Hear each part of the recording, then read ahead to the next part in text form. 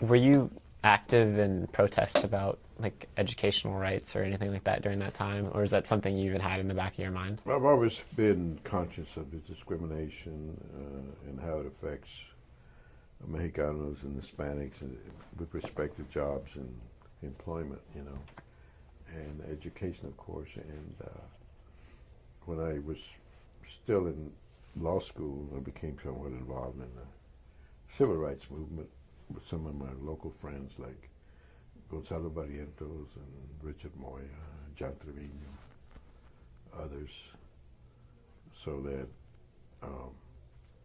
when the issue came up by 1968, the Department of Education, the U.S. Department of Education, came to Austin Independent School District, and they inspected the schools and decided, they made a ruling by the Department of Education that Austin had, the Independent School District had to integrate the elementary schools in East Austin. And the school district, there was a lady named Wilhelmina Delco, a black lady, who I thought was going to help us.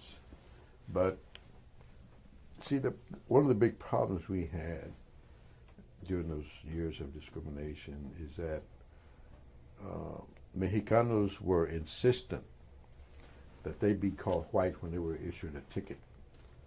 Instead of Hispanic or Mexican, they wanted to be identified as Caucasian or white. Okay?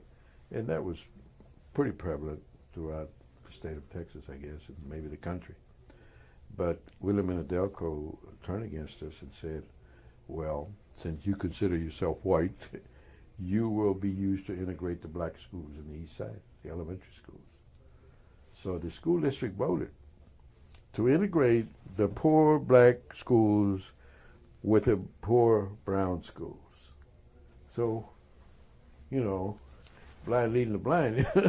So we formed a movement, an organization in the east side that protested that, and we sent a letter to the Department of Education telling them that there was no sense in this because it's not helping us or helping the blacks. You're just integrating two deprived minorities.